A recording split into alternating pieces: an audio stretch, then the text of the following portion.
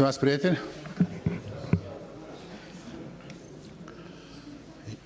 eu cred că noi, având în vedere că suntem într-o mică întârziere, putem să continuăm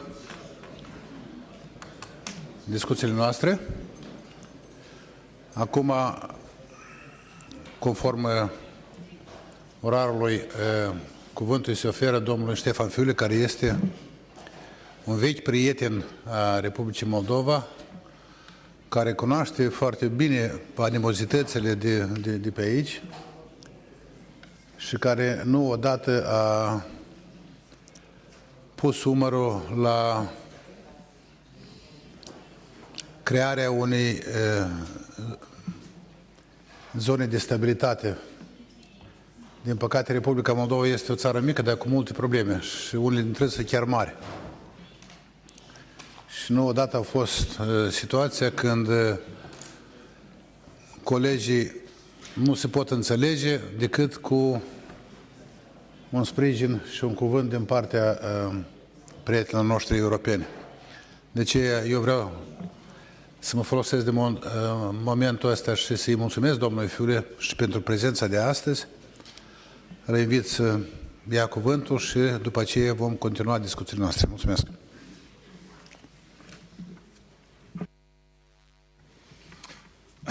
Thank you very much, and many thanks inviting me to come to Chisinau.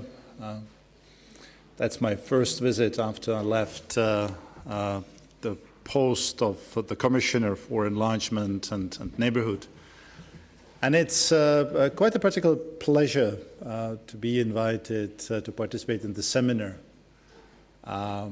organized by the Parliamentary Assembly, the North Atlantic Treaty Parliamentary Assembly. It's also bringing me to the years when I represented the Czech Republic in the North Atlantic Council.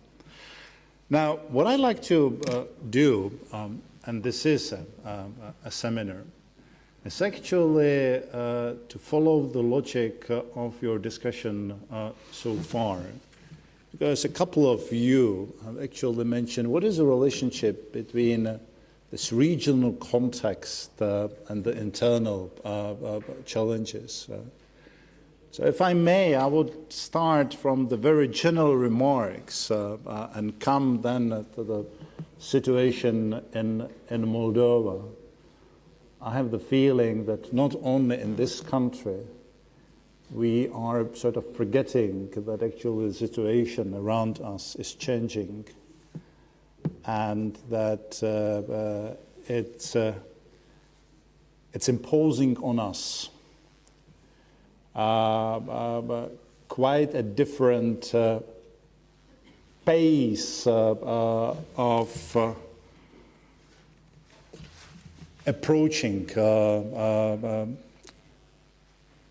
many new and more complex challenges than we were used to in the past. And I will be talking more about the European Union rather than NATO, although I'm the one, and I explained the reasons, who value this contribution of the partnership the NATO and the Parliamentary Assembly is offering. So it will be about 5 remarks, so let me start with the first one. It's 26 years since the fall of the Iron Curtain. We have left the bipolar world behind us, but the multipolar one is still out of reach. We face an interim period which could last quite long, I'm afraid. We face international institutions still to be reformed to fit in the new world. And in this period, we also observe relativization of transparent and predictable international order as we know it and as we prefer it. Globalization has moved from the academic subject into a real instrument of interconnections and interdependence. But most importantly, globalization tests the concept of borders as a line of defense of our way of life. At the same time, it has brought the issue of dignity of people to the forefront of global agenda. Now, the financial economic crisis has turned the welfare state and confidence in politics and political system into the biggest victims. There is a rise of populism and extremism with a dangerous dose of revisionism in Europe, in particular today. And while we are struggling to uphold our competitiveness in the world market, there is much bigger competition behind the European Union external borders, among the governance systems. And you may ask whether there is anything new about all of this. Yes, there is, I believe.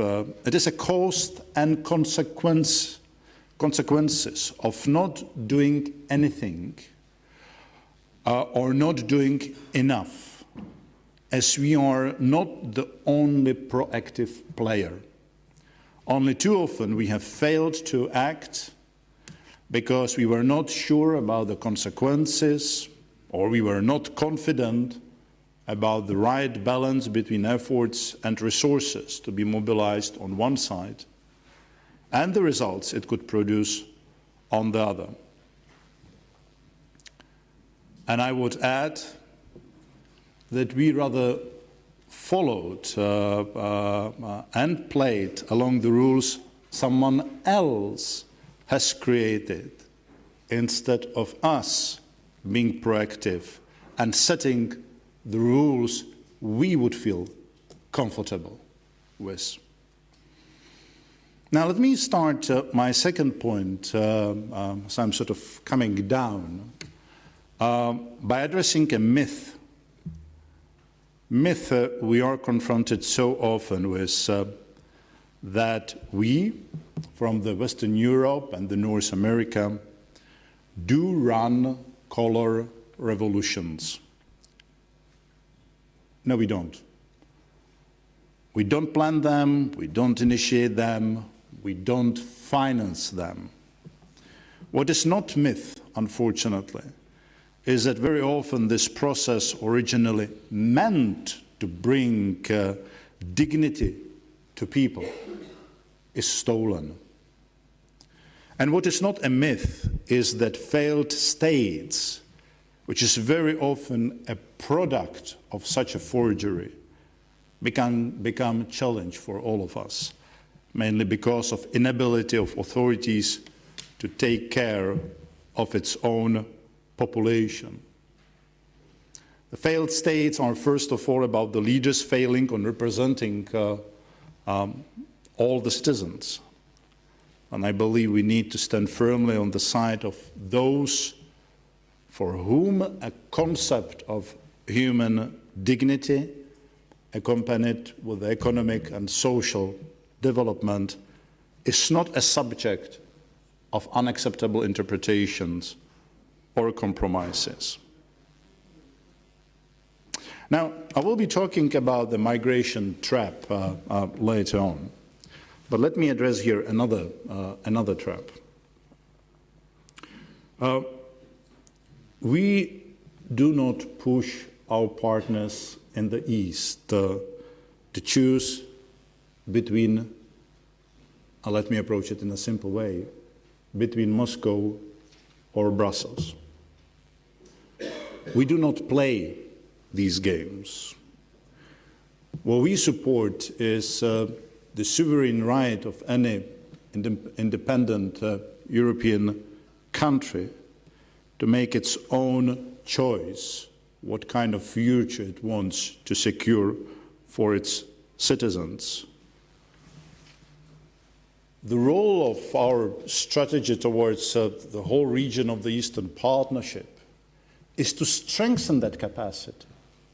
It's not to push the countries to make the choice, but to strengthen the capacity for that choice to be a true reflection of the sovereignty right, rather than a reflection of a number of the conditionalities imposed from outside. And whatever the choice our partners take, we want that choice to be a win-win rather than the results of the zero-sum game. One more remark here. Not as a representative of the Central Europe, but as a former commissioner, I participate in a number of the Mediterranean dialogue, of the EU-Mediterranean dialogue. And I have to tell you that what I'm really concerned about is how within our community, and I'm talking both about the European Union and the NATO, how deeper and deeper is that, that division in our security risks assessment, and how much time we spend ourselves in discussing the least important question: which of this crisis is more important, the one sort of coming from the south and the one coming from the east? And why it's the least important question? Because I think it's taking our time from actually focusing on the reasons for this crisis and taking us from finding the solution. Because whether it's coming from the south or east, and there are different risks here, or threats, the results are the same. Both threaten the very way of our life. Now, my third point is that we have a new situation in Europe. First, Russian unjustified unilateral economic and trade measures. You have heard about Moldova. Some time ago, those measures were initiated also against Georgia and against Ukraine. Then illegal annexation of Crimea, followed by the direct intervention against Ukraine and support for the rebels in the east of Ukraine. Now, the Russian revisionism of the results of the Cold War and efforts of Russian leadership to survive politically have put three challenges in front of us. A, the violation of international law and commitments made in building the European security. I'm talking in particular about the Helsinki Final Act of '75, but also Paris Charter. And let me name just a few important principles being violated recently: the respect of territorial integrity, no change of borders by force, no interference in internal affairs, and last but certainly not least, the one I already mentioned, the right of independent state to make sovereign decision about its future. B, a hybrid war concept. Why I believe it is dangerous? Because it brings and operationalizes concept which creates an impression that you are a part of an international law order, but you are pursuing your goals outside of that order. It mixes the use of the green man without insignia with lowering the threshold of using tactical nuclear weapons. For the first time since the Cold War, the appearance of the people who believe that actually with the use of nuclear weapons, any conflict could be won is something extremely alarming. And finally, this concept melts down the dividing line between peace and war. And see, Kremlin propaganda. It questions the concept of objective information. It distorts the difference between aggressor and victim. and has a mobilizing effect not only on the Russian-speaking communities in our partner countries, but on us and the rest of Europe as well. Now, you can say back to the Cold War. I would say no. There was a dividing line at the time. There were some rules of the game guaranteed by nuclear deterrence. And there was hardly anyone to believe that nuclear conflict could be won. Today, the world we live in is different. But we should move from just punishing Russia to preventing Ukraine to become a failed state. It would be even more difficult if Russia became a hostage of its own revisionism, and if Ukraine failed to pursue two parallel fights, the one in the east for its territorial integrity, and the second against corruption, for reforms and the European future on the rest of its territory. Now I believe that the implementation of the Minsk agreement is just a first step, and we need to move beyond that, as the roots of the crisis have not yet been addressed. And we should do it in such a way that we do not corner Kremlin, and we do not fail our friends, and we do not abandon our values and principles. The larger political framework to find a solution to the conflict could perhaps be created through the cooperation between the European Union and the Euro-Asian Economic Union.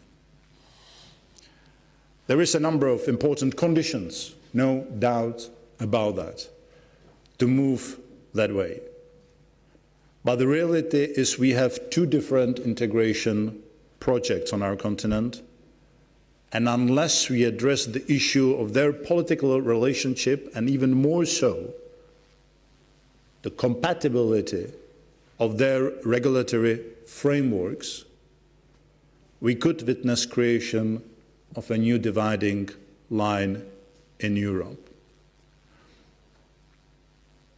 And possibility of building some kind of the European Economic Zone from Lisbon to Vladivostok should provide Russia with a space to play a constructive role on European issues.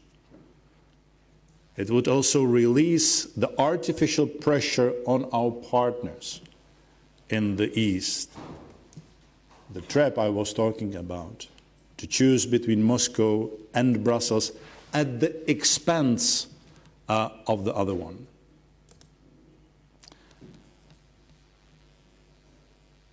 Now, the fourth point is about ourselves.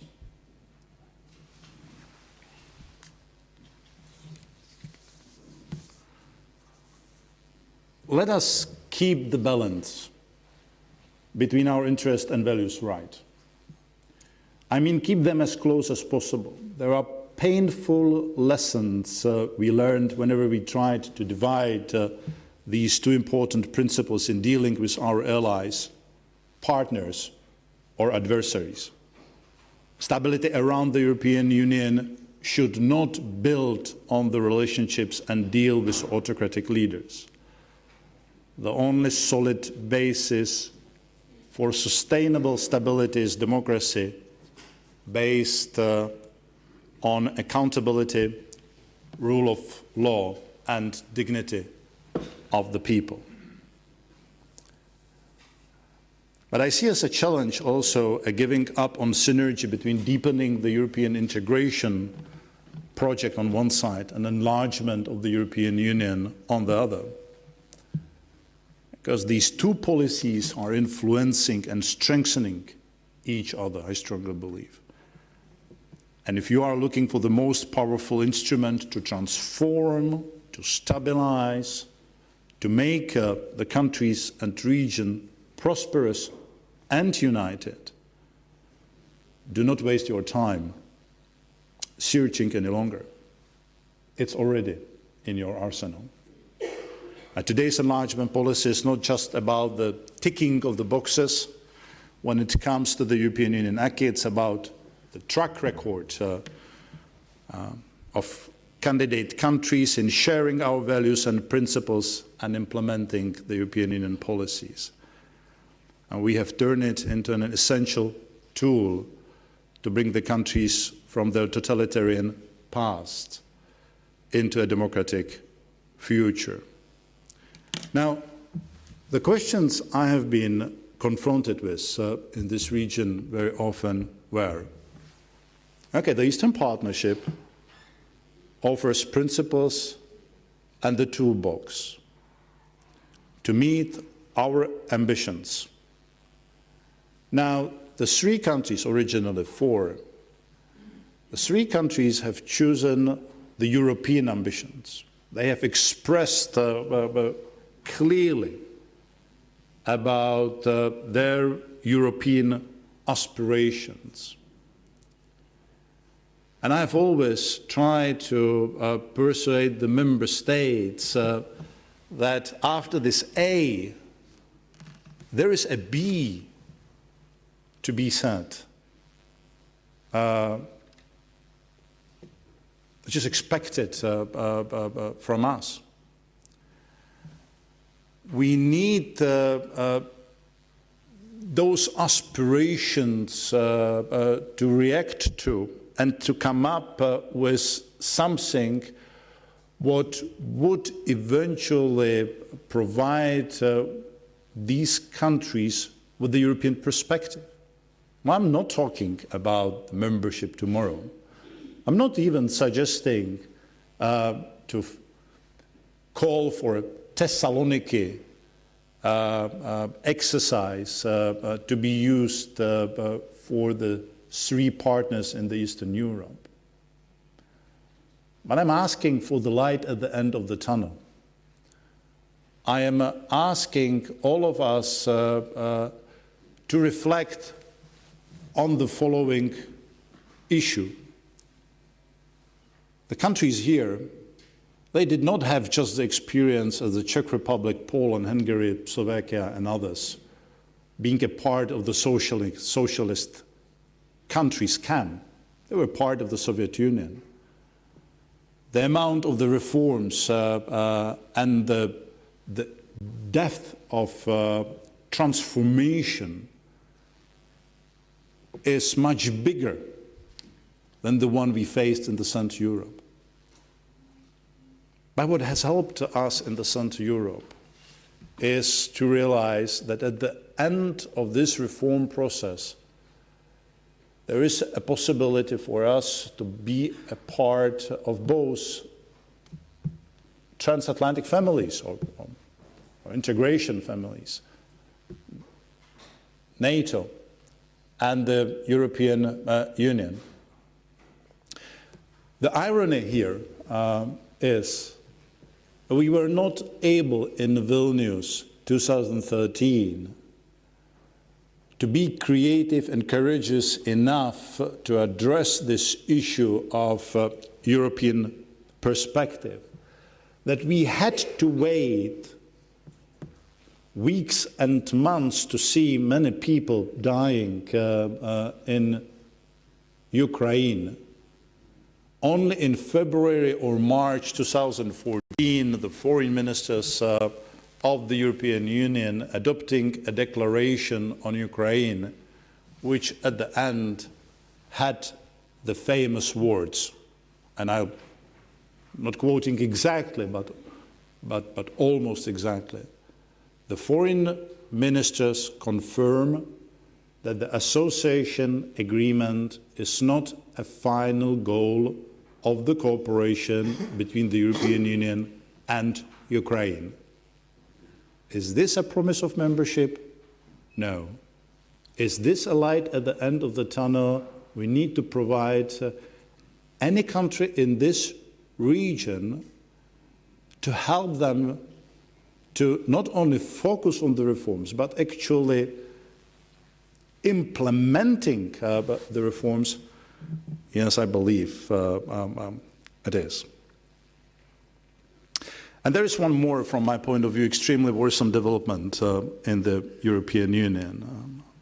There is a gap which is widening between accountability of the European Union leaders to their country electorate, where the leaders often tend to follow rather than lead, and responsibility of the same leaders for the European project, the Europe free, united, and prosperous.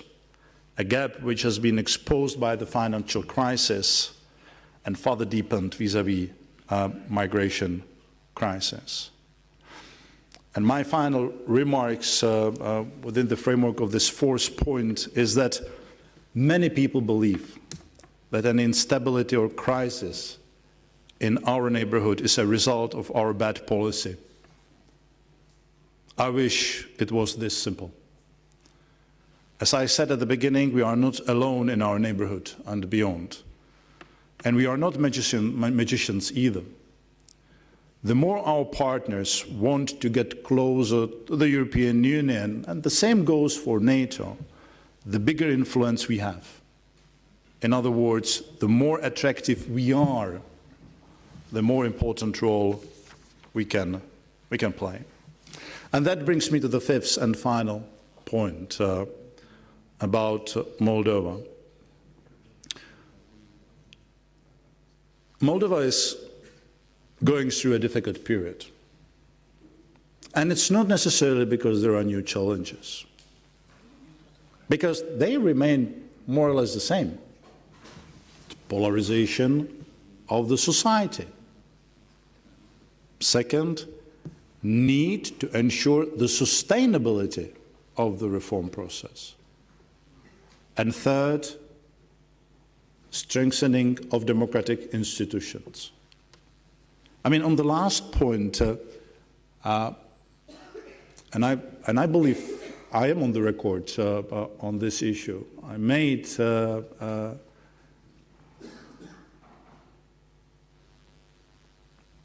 it very clear that what is a problem here in this country is that instead of strengthening the independence of the democratic institutions, the political leaders, and I'm not happy to say that, of even pro-European coalition, have opted instead to privatize those democratic institutions, using those democratic institutions as a tool of political infighting. And I'm sorry to say that in this country, the systems of the checks and balances as we know, where those democratic institutions play the central role, has been based on the balance of the vested interest of a few politicians and oligarchs. Now, the enemy of Moldova is still the same. The half reforms, the reforms only on the paper, but not implemented, corruption, lack of accountability, weak rule of law. Now, the important thing is for the politicians here, but also for us, and that's why I started from sort of this very general level, and coming to the more and more sort of to the detail, to the situation here, that what's going on here in Moldova is not happening in vacuum.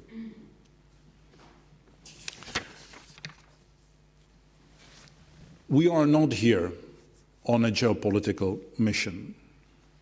We are here on the transformative mission to make Moldova stronger, make it more prosperous, make it fully capable to make its decision about its own future. And last but not least, and I should probably start with that, create a better condition for the life of all the people living in Moldova, because this is indeed the main goal of our mission. Not against, not in favor, but with the people. Now there are 2 points I'd like to conclude. First, a weak and unreformed country could much easily become victims of the geopolitical shifts I was talking about at the beginning. And the strength of the country, of every country, comes not with the strength of the few people who believe they control fully this country or any other, but it comes with the strength of the democratic institutions. And second, now it's not the time for the games or hidden deals. The time has come to address the core interest of this proud country. And all politicians have here a huge responsibility. And I will be calling on them, to approach it with an open mind and being ready to compromise. Because a compromise is not necessarily the sign of the weakness. As unfortunately in this part of Europe, it's perceived still. The very, very last remark. Hope and change cannot be imposed on any country. It can be only provided, it cannot be provided neither by Moscow, neither by Brussels, or nor by Brussels. It has to come from within the country itself. Thank you very much for your attention, and I'm looking forward for the discussion.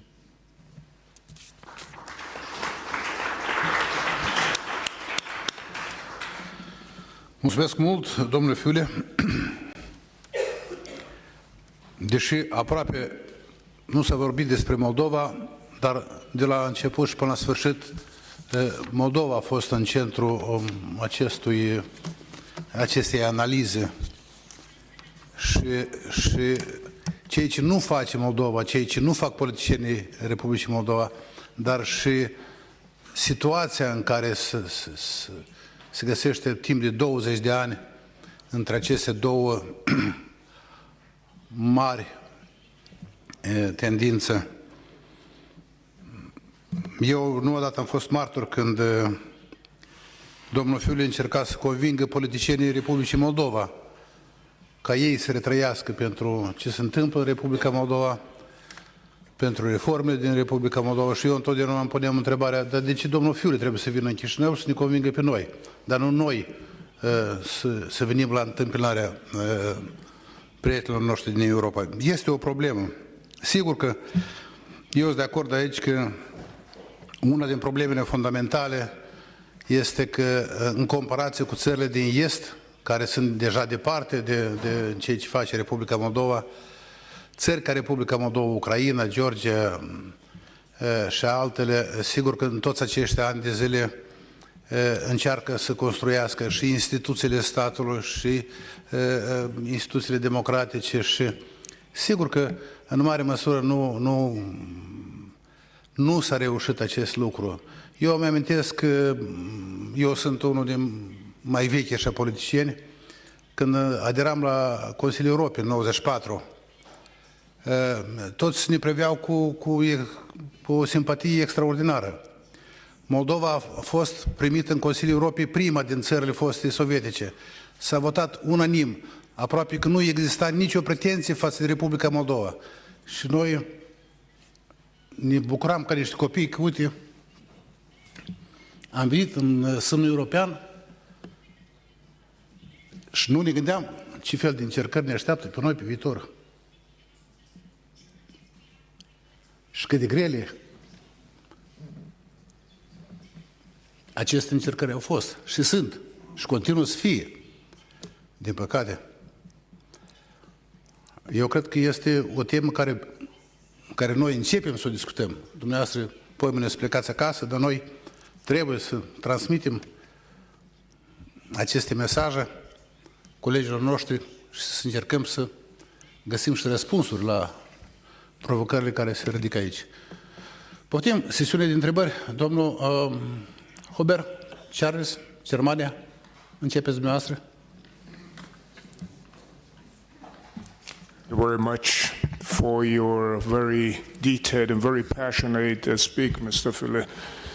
And in fact, globalization is a challenge. And when we talk about globalization, we talk about a dialogue.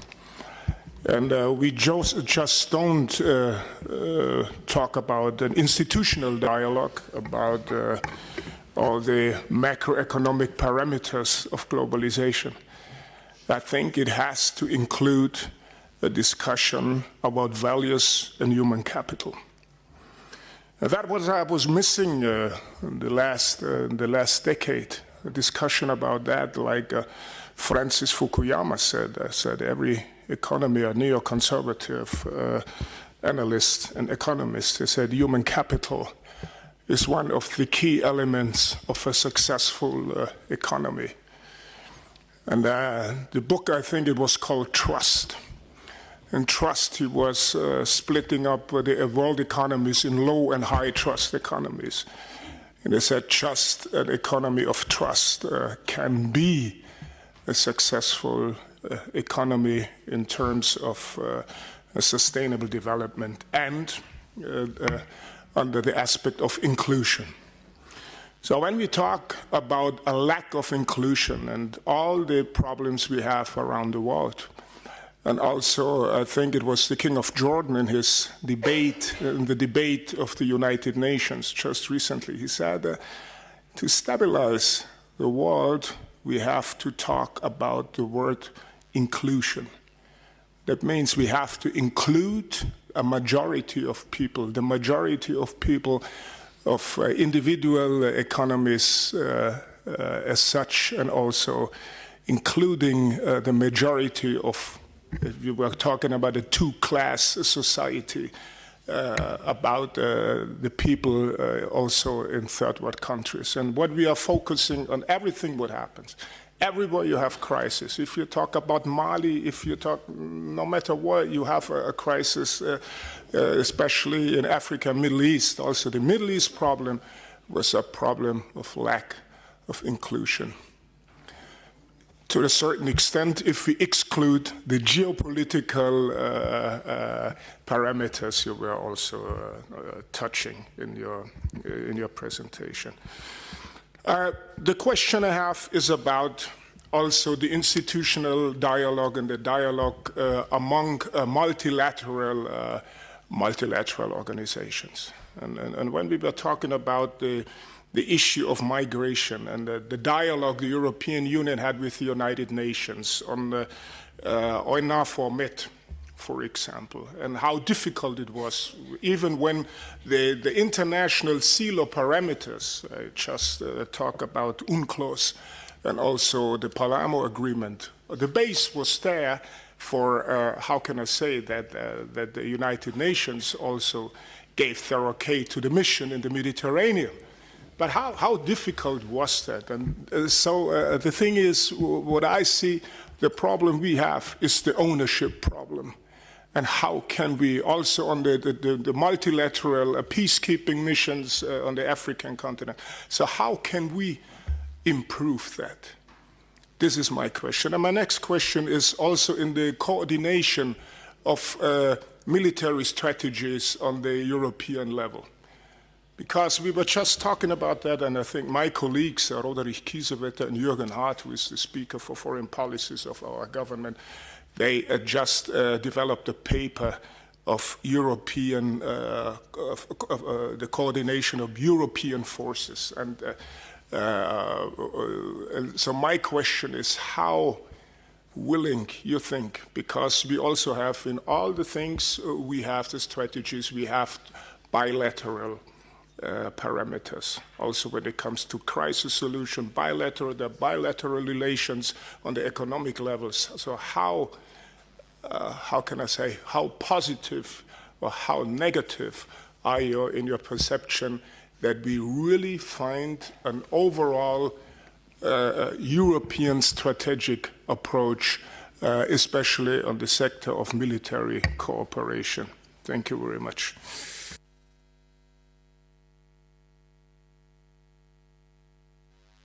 Domnul Bogosian, Armenia. Thank you very much, Mr. Chairman. Mr. Fule, it's always a pleasure to listen to you. Doesn't matter where, but you're speaking very pointed, and it's always good to have the proper discussion with you. I think on that regard, my question would be about situations that EU, as you said, that should always provide light at the end of the tunnel. And many times these maybe lessons never been learned until something happened. In case of Armenia, it's happened to the point that Armenia was in a situation when, by the pressure, have been accepted that September 3rd decision. In the parliament, I was one of the 7 only deputies out of the 131 deputies who voted against Eurasian Union joining. As you know, I also have been very active in the civil society, and we have also cooperation with you when you and visited many times Armenia. I also very much appreciate your point that hope and change cannot be imposed. It should come from inside the society. But as you mentioned, that society was part of the Soviet Union, and to wait to get that hope and change, there should be some possibilities. One of them could be socialization. But unfortunately, we have visa regime, and it's not the way that people can go and interact and mix and socialize and understand that, oh, this is better than this, and start to understand which side to prefer. We have a EU delegation in Armenia who has been doing some projects on promoting of EU with its reform. But during the 3 years, I'm now not talking about the government negotiating with you, but society during the negotiation process also has some projects on promotion of EU by EU delegation. But unfortunately, on the day when we need society in the front of the parliament, also on the protesting or standing for that decision, there was only 20 guys. What lessons you would provide, or what your advices could be to that has been funded by EU delegation in Armenia for 3 years with the civil society, that not developed neither the hope, neither the wish for the change, that they would really stand for better option. Because one thing that is government doing, I perfectly understand, there is a security measures, there is something else which you cannot provide, situation, geography, geopolitical problems, conflicts, economic situation was very difficult to sustain, and pressure was strong, and they step out. But never society also stand for the strong. What is there should be change, that at least for this light at the end of the tunnel, society will stand and go. Because in the countries where it's happened, they got some problems. We already have a problem on that road. Additional problem, no one has been needed. And this was the reaction, but what else should be done? Thank you. Da, mulțumesc. Și ultima întrebare, domnul Sormas Dragan, Serbia. Thank you.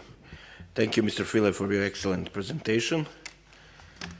In the light of, we heard before about situation in Moldova, we may say political instability. We know what happened in Georgia, in Ukraine, recently in Montenegro. In Serbia it's quiet, but propaganda is propaganda, in all parts of the world. I must tell you that in Serbia there is no choice between the EU and anything else. The EU is the only way for us. And I think that we prove that every day with our talk about Brussels agreement and our activities of government, parliament, and everything else.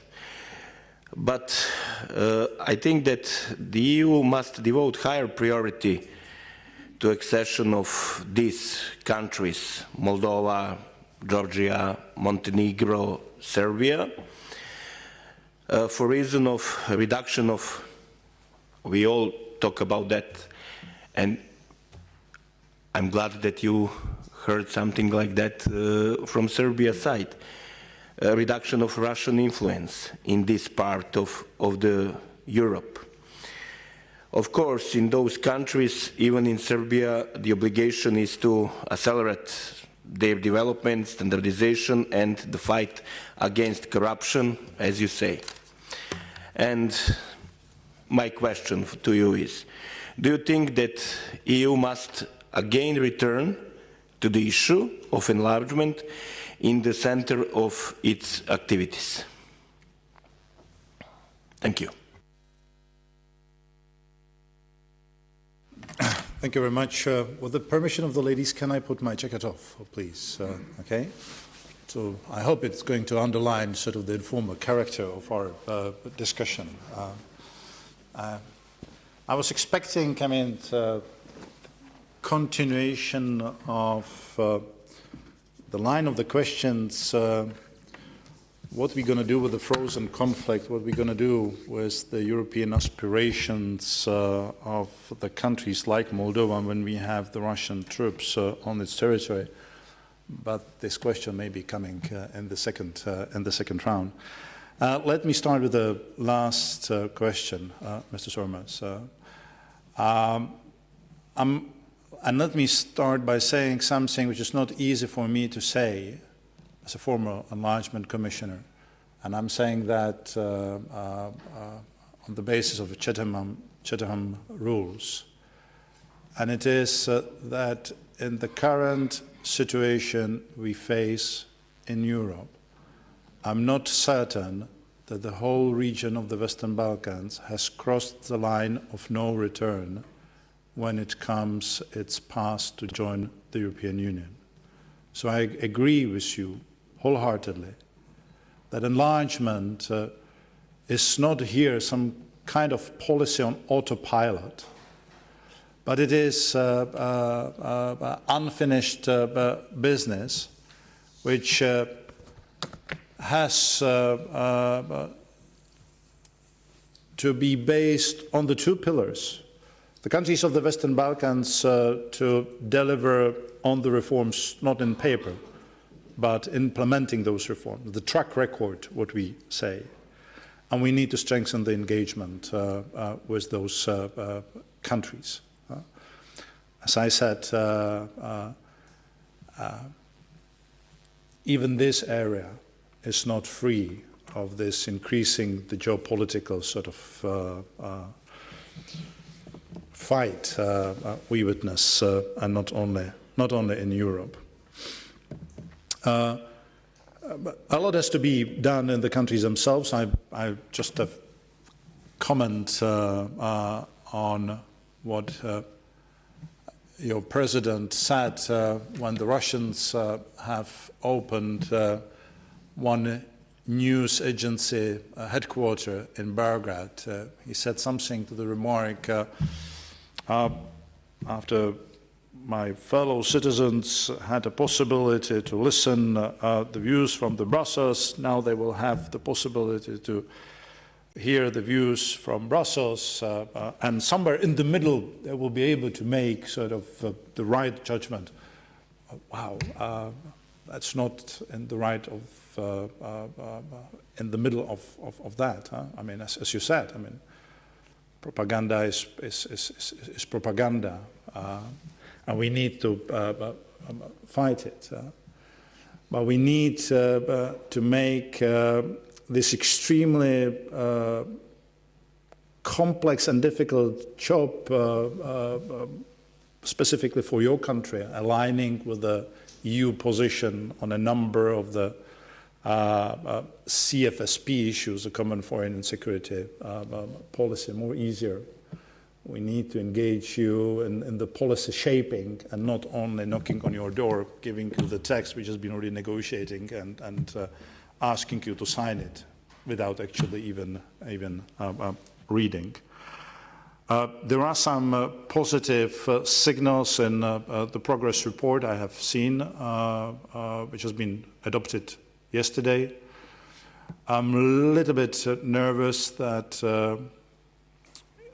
it seems to me a little bit less political than the previous reports, when we actually need to have the higher gear both on our conditionality but also on the political engagement. Back to Mr. Pogosyan.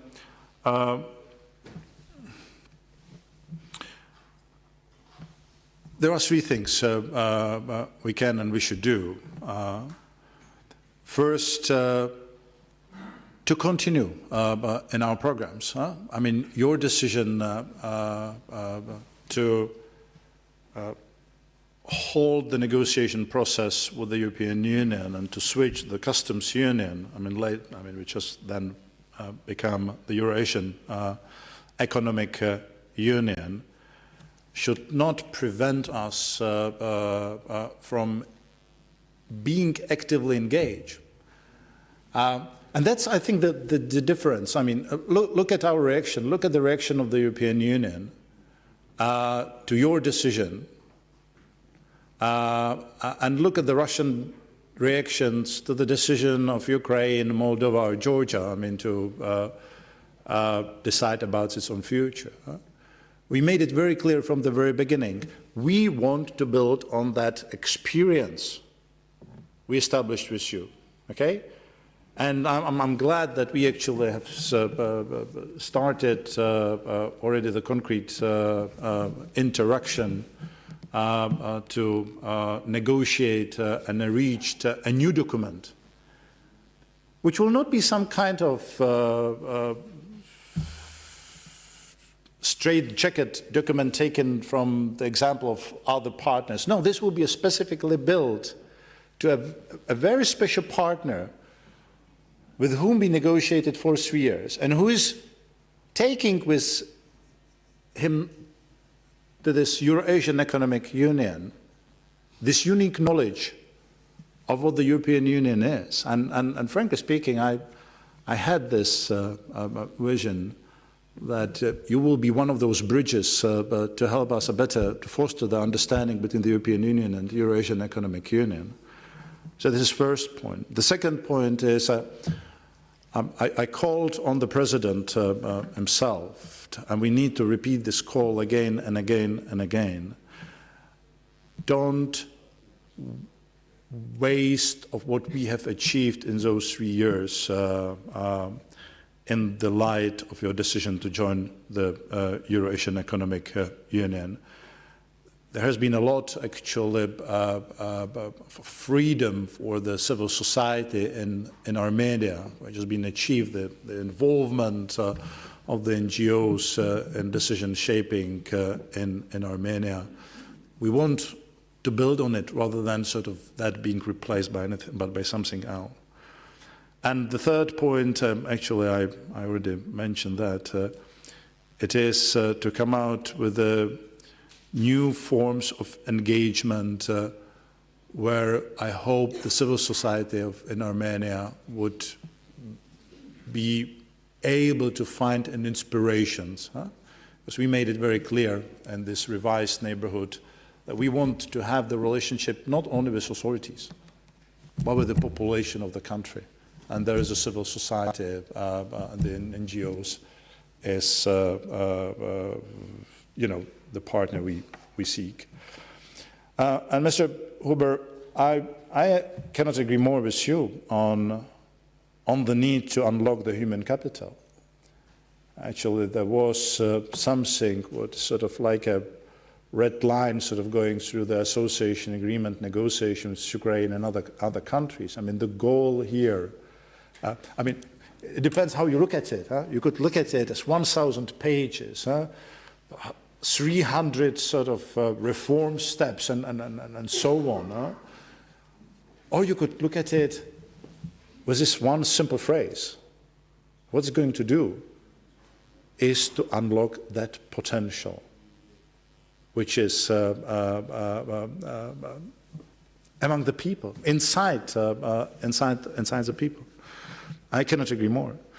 I cannot agree more that we need to have the institutional dialogue. I was talking about the EU, about NATO. Our problem probably is that we have become, and looking at the Europe, too EU centralized or too NATO centralized, and have not used to the maximum extent the Council of Europe, the OSCE. We would need those organizations. I mean, not like we did in the Cold War, but for building the bridges at this stage, seeking, despite sort of this antagonism, still define the area where we have the same interest. I think we could and should do much more about the institutions. And I agree also on your comment concerning the ownership. But coming to the defense and security, I'm both positive but also concerned. I'm positive that in the long term, we in the democratic countries are always strong enough when we are being pushed by the external enemy. And at the end of the day, we always sort of unite behind the goal of protecting our values and our principles. But I'm concerned whether we realize that the time is not on our side. And I'm concerned to see some of our initial reactions. When it comes to the NATO, for example, while some, and I would be very open with you, when some have praised the meeting in Bucharest of so-called East Flank, to tell very frankly, I'm not sure it's a good idea. I don't think the right answer to the current challenges is regionalization, bilateralization, or even nationalization of security and defense. I was talking and referring about the growing gap between how we perceive the threat. Well, we better address this now, when we can, rather than waiting for someone else again, sort of imposing a different challenge or his rules of the game. I think we have done a lot in the European Union. I think the EU-NATO dialogue is now much more mature. I hope very much that actually the timing of the Warsaw Summit and the preparation of this global security paper, which is under the finalization in the European Union, will be used not to miss the opportunity to see the way, I mean, how to reinforce each other, rather than of sort of pursuing the separate line of defending our values and interests. Mulțumesc foarte mult, domnule Fule. Eu vreau să mă folosesc de privilegiul ăsta că sunt în moderator și să formulez și eu o modestă întrebare care reiese din denumirea seminarului nostru. Viitorul european al Republicii Moldova, contextul regional și provocările interne. Eu sunt convins că Republica Moldova are un viitor european. Sunt convins că domnul Fule este convins și el în acest lucru. Este stranie situația când pui la vot în această sală, majoritatea absolută a deputaților sunt pentru integrarea europeană. Tragedia este că partidele care alcătuiesc această majoritate există acest, cum să-i spun așa, mai delicat, antagonismele între aceste partide. Ne învățăm, creștem. Nu, pentru mine nu este scuză că ne învățăm cam mult, 20 de ani.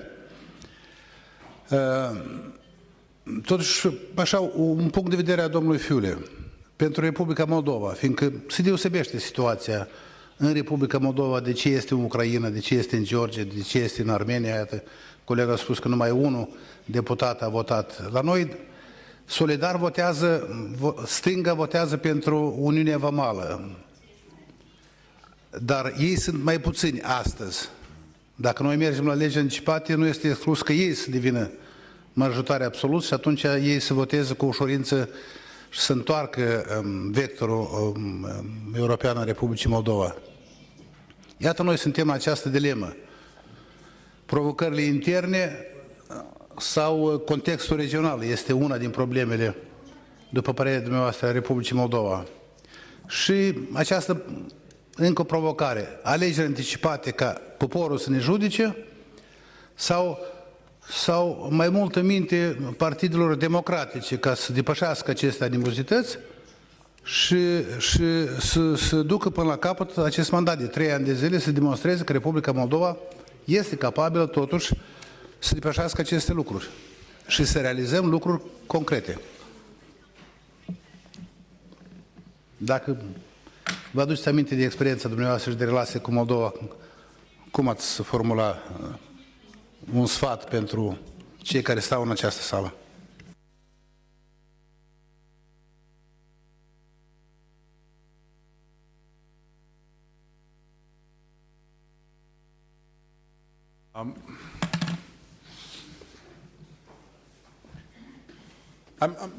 I'm not here, to providing Moldovan politicians with advice, but I have one observation.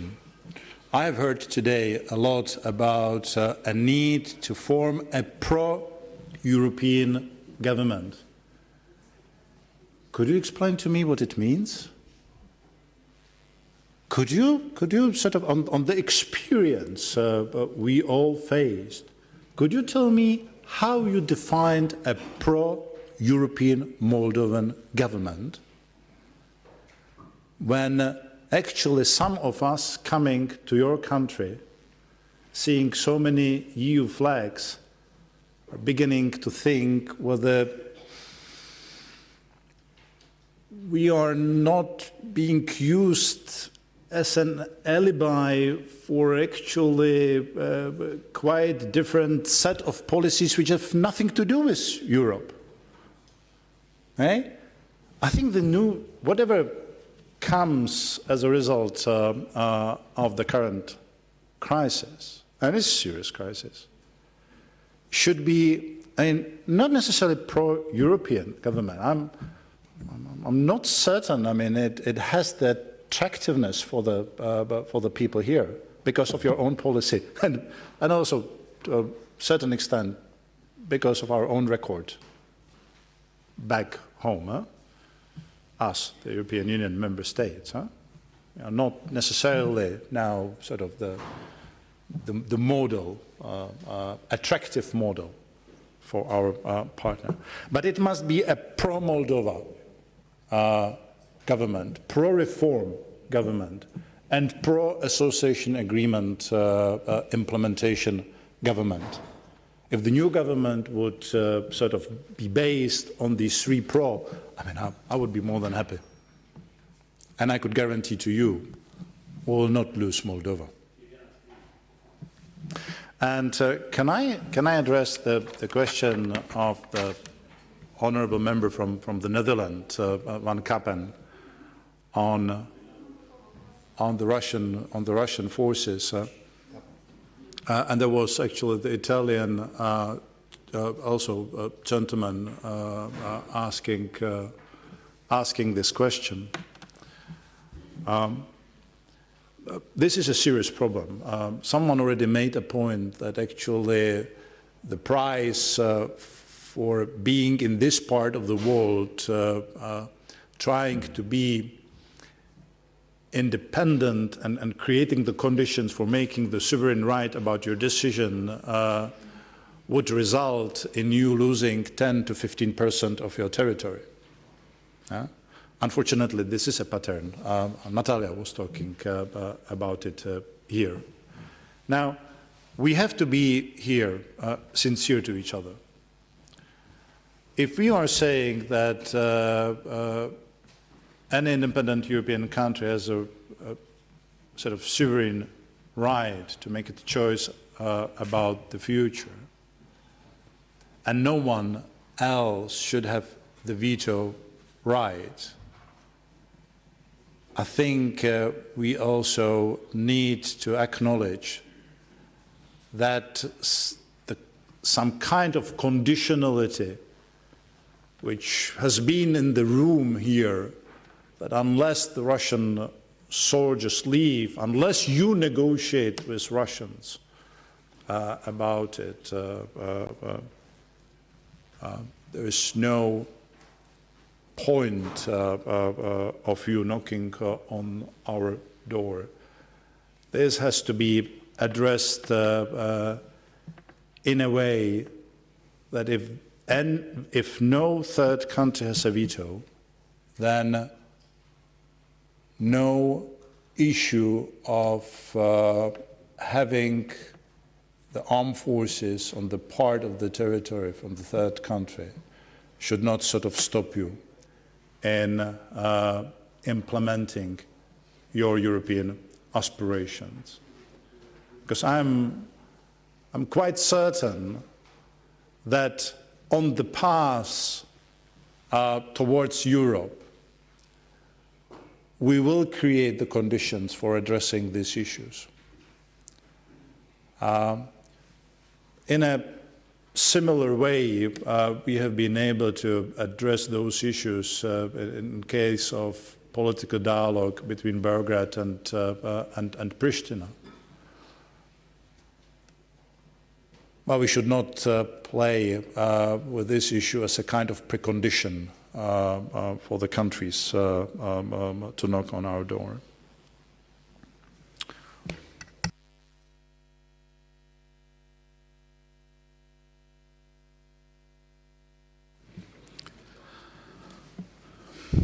Domnul Capen?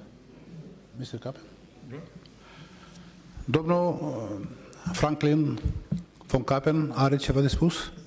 Am înțeles că dumnealui s-a adresat această întrebare. Well, thank you, Mr. Moderator. I think we have to look reality into the face. There is a geopolitical fault line between the influence sphere of Russia and the influence sphere of the European Union.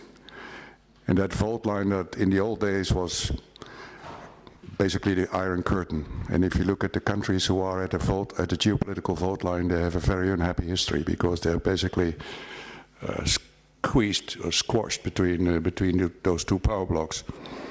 Moldova, Georgia, Ukraine are now on that fault line. That fault line has moved to the east. And the problems are there on that geopolitical fault line. And in my opinion, the difficulty is that if the European Union takes in countries that have a serious conflict with the big Russian neighbor, then you import those frozen conflicts into the European Union and into NATO. And I think that will not happen.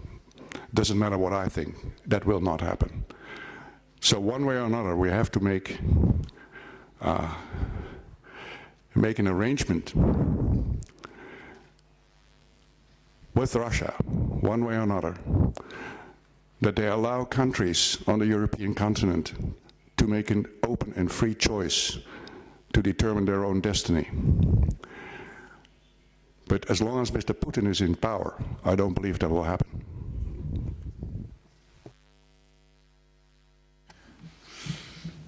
I think there are the issues I agree with you, and some others I have a little bit different opinion. I mean, looking at the experience of my own country, I mean, we were on that other side of the Iron Curtain.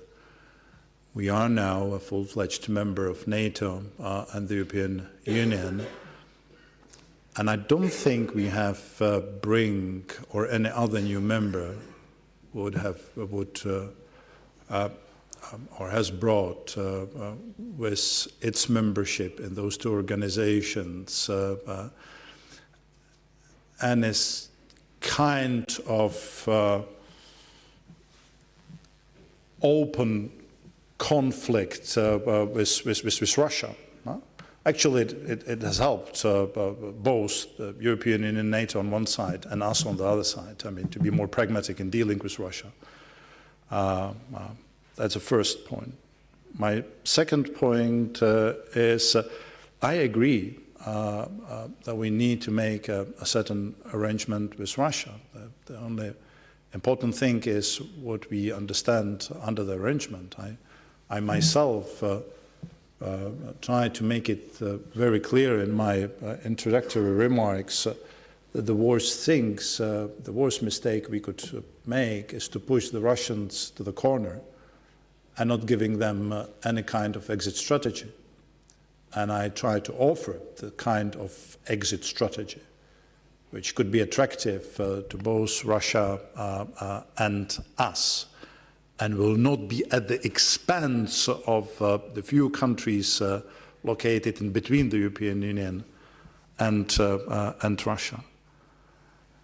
But where I have difficulties is to accept the rules of the game as defined by Kremlin, by President Putin. And it is to accept that there is something like the sphere of influence. And there is some kind of line which we have to take into account when we are offering our help and assistance in transforming those countries to deliver on that dream we have to see the Europe united, prosperous, and peaceful. And you're right that it might not be enough what I have offered. Frankly speaking, when I saw what Prime Minister Cameron wants the European Union to deliver on, for him to defend the UK membership in the EU, I said to myself, it might be a lost opportunity.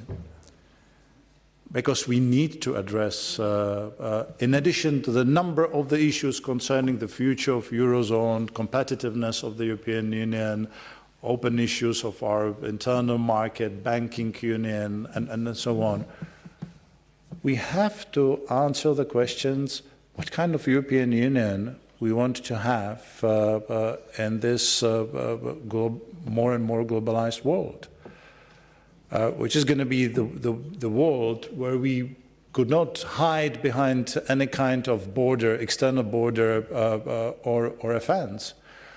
And we need sort of to go beyond, I'm thinking out of the box, and to come out with a concept which would give a certain perspective also for Turkey and Ukraine, maybe in the future, to join the European Union. Because if you ask me today, could the Turkey become the European Union member states? I would say yes, it could. It would be different Turkey by the time. And it has to be a different European Union, because the European Union, as we know it, is not fit to have Turkey as a member. Okay? So I see actually a lot of space there for the Eurozone going faster and deeper along the integration path. And at the same time to create within the reformed European Union the orbits where the shared values, principles, the principles of the common market would be attractive enough for the number of the countries to join the European Union, different from the one we know today, but the one which delivers on the ambitions of various member states. but at the same time ensuring that this fellowship of the countries is following the same rules of the game with the necessary level of transparency, predictability, and is solving the issues not at the expense of each other, but in a European way. Mr. Moderator, you allow me 2 brief remarks, please. First of all, I would like to stress the fact that I believe that each and every country on the European continent has the right to make his own choice. Either they want to join the Union or they don't. And of course, we can never say to a country on the European continent who wants to make that choice, you cannot join the European Union because Mr. Putin doesn't like it. Because strategically, then you would give up, basically. So that's the first point I would like to make. The second point is, during the good old days of the Soviet Union, they were far more predictable than the Russia of Putin. When we had the Politburo, there were some kind of countervailing powers, and it was not that difficult to figure out which way they would jump. But nowadays, with Mr. Putin, I don't know what's going to happen. He has surrounded himself with a very small group of people. You never know what way he will jump. It's far more difficult to predict what he will do. And therefore, when I say Russia is just too big to ignore, we have one way or another, we have to talk to them and come to some kind of agreement, is even more difficult than in the days of the Soviet Union. And I agree with everything what you have said, and I appreciate your comments. You know, the truth is that we have made also a number of the mistakes, and we'll be making a number of the mistakes in the future, I'm sure. I don't know, maybe some of you have been in Bucharest in 2008 during the NATO summit. Am I right? Some of you? Yeah. Gosh, I mean, that was quite a mistake, huh? We made. Huh? You know what I'm talking about, yeah? We have changed the rules of the games, but without actually being ready to follow those rules. We have promised the membership to the 2 partner countries. We did, in an unprecedented way. We have never done it before. But at the same time, we have declined to give them the membership action plan. You know, and this is interesting. I mean, if you look at it, I mean, the NATO and the European, we're making the same mistake, but from a different perspective. In NATO, we gave the countries the light at the end of the tunnel, saying you will become member states one day. But we have refused to give them, to show them the path. We have refused to walk the walk with them. In the European Union, providing the 3 partners here in this part of Europe, the association agreement, we actually showing them the path. We actually saying, we are ready to walk the walk with you. But when it comes to the light at the end of the tunnel, no, there is only a blurred picture. Now, those who were in Bucharest in 2008, you remember Putin the other day, the next day after the North Atlantic Council, in the framework of NATO-Russia Council, he made this famous statement when he was reading his speech. He then stopped, he looked at us and said, oh, Ukraine. You want Ukraine to become a NATO member? It's an artificial country. Half of us laugh in the room, half of us did not understand what he was talking about. Okay? But 2 things happened. I think it was exactly when he when he understood that we were bluffing about this membership offer. And second, he tested us only a few months after that in Georgia. So if we end up our conversation that we need to pursue our values and interests in a way that we do not lose this sort of self-reflection ability to see the consequences of our steps. And if we agree that there is nothing more sacred than the right of the countries to choose its future, and that if we agree that in the general framework we cannot ignore and should not ignore Russia, and we should not give up on looking for the various ways how to engage with Russia for our own sake and for the sake of our partners, I think we could have a not necessarily win-win strategy, but a humble way forward. And thank you very much.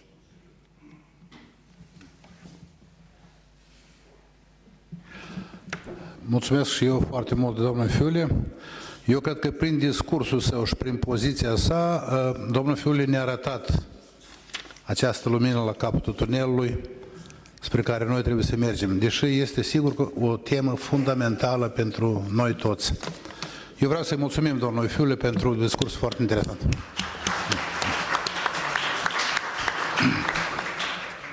Stimați prieteni, întrerupere până la 14:45. La 14:45 revenim toți în sală și continuăm aceste discuții foarte interesante. Mulțumesc frumos!